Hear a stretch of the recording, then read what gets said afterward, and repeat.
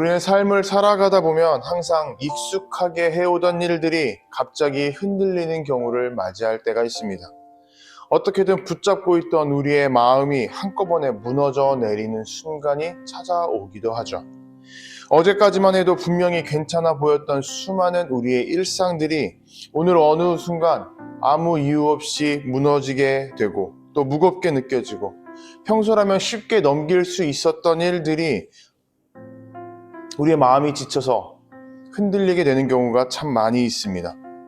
그런 상황 앞에서 우리는 무너지지 않으려고 어떻게든 애쓰고 노력해보지만 그마저 잘 안 되는 날들이 참 많이 있는 것이죠.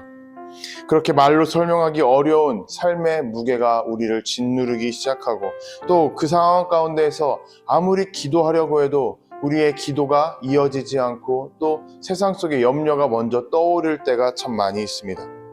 그런데 이러한 무너지는 상황 가운데서 우리를 더 힘들게 하고 괴롭게 만드는 것은 우리 안에서 울려나는 어떠한 좌절감입니다. 다 끝났다. 이제는 더 이상 일어날 수 없겠다라는 그러한 낙심이 우리 가운데 울려 퍼질 때 우리를 더 힘들게 만드는 것이죠. 본문의 상황에서 바울 사도는 감옥에 갇혀 있는 상황이었습니다. 이번에 있었던 감옥은 앞날이 불확실하게 느껴질 정도의 그런 상황이었습니다. 그리고 스스로도 이제는 하나님께 갈 날이 얼마 남지 않았다고 느껴지는 상황이었습니다. 하지만 그럼에도 불구하고 바울 사도는 한 가지 믿음의 확신을 그 중심에 세우고 있었습니다.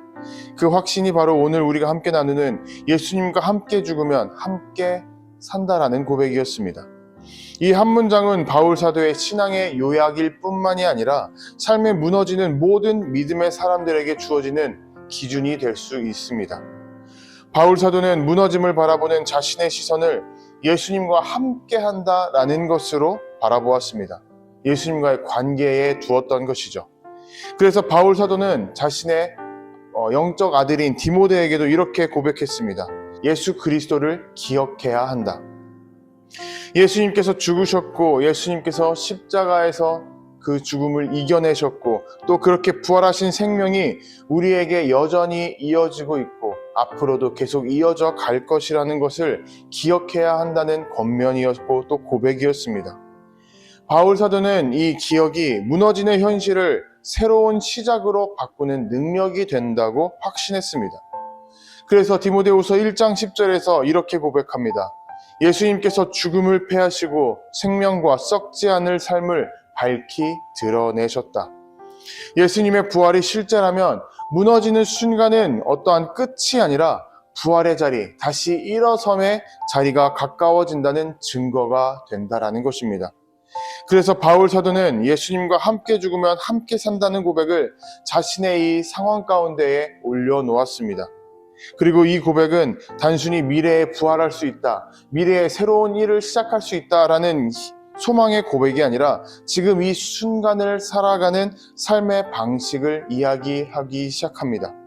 예수님과 함께 죽는다는 것은 삶을 포기하는 것이 아니라는 거죠. 바울 사도는 이 말을 옛 마음을 내려놓고 예수님께서 열어두신 새 길을 선택한다는 의미로도 사용했습니다. 그래서 로마서에서 세례를 통하여 예수님의 죽음과 합하여 새 생명 가운데 살아가게 되었다라고 고백합니다. 예수님과 함께 죽었다는 것은 자신이 갖고 있었던 낡은 삶의 방향, 낡은 시선, 낡은 마음을 내려놓는다는 것을 의미하며 예수님과 다시 함께 살아났다라는 것은 부활의 생명이 지금 우리 안에서 모든 것들을 새롭게 이끌고 새로운 길로 인도한다라는 것을 의미합니다. 이 고백은 단순하게 생각하면 이렇게 됩니다. 예수님의 죽음이 끝이 아니라면 예수님과 함께 살아가는 우리의 무너짐도 끝이 아니라는 것이죠.